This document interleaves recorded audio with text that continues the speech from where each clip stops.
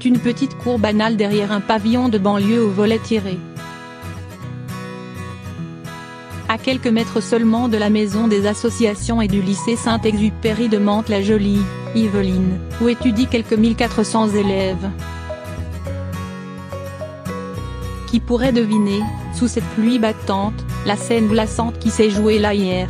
Sur la terre imbibée d'eau, seuls quelques débris de bombes lacrymogènes font office d'indices, entre un tuyau d'arrosage et des chaises de jardin renversées. Jeudi à la mi-journée, c'est ici que 151 jeunes, âgés de 12 à 20 ans, ont été interpellés en marge de nouveaux incidents survenus aux abords des lycées Saint-Exupéry et Jean Rostand.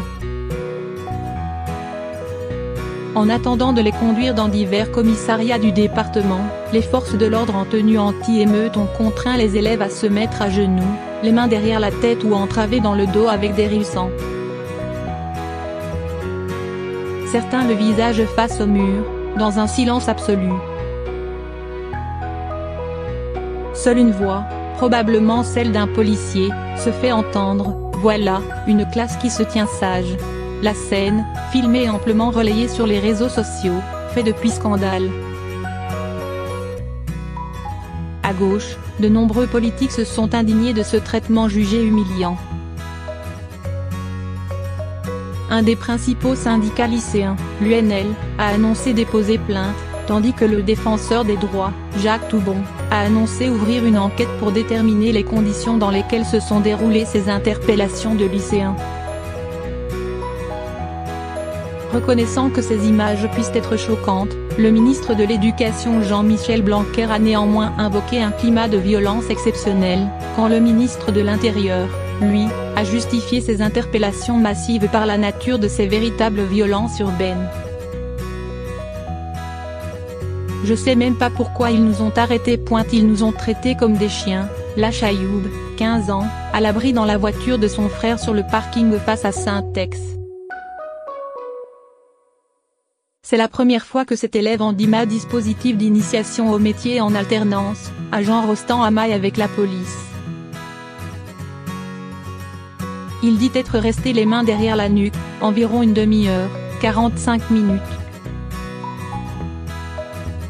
Quand on les baissait, il nous mettait un petit coup derrière la tête. Certains à côté de moi pleuraient, assure le jeune garçon en jogging gris clair.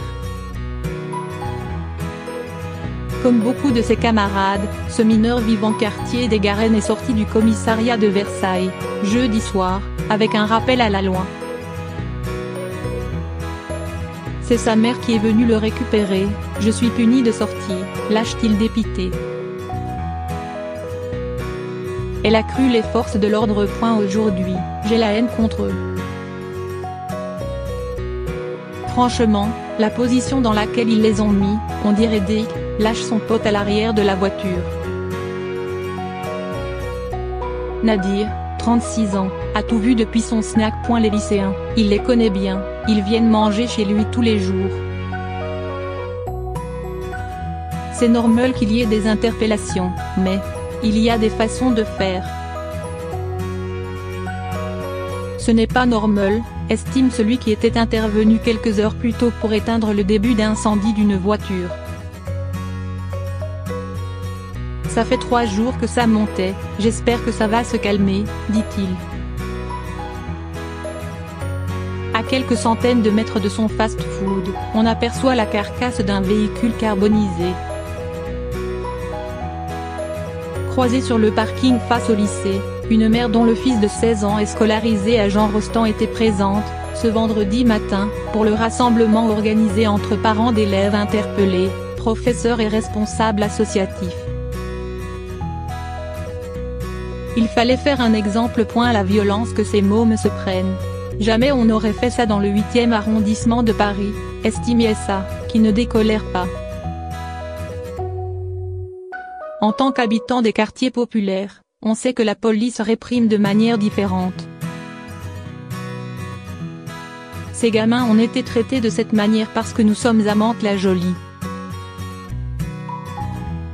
Vendredi en fin de journée, le parquet de Versailles a indiqué que toutes les gardes à vue avaient été levées, mais que certains lycéens avaient été déférés.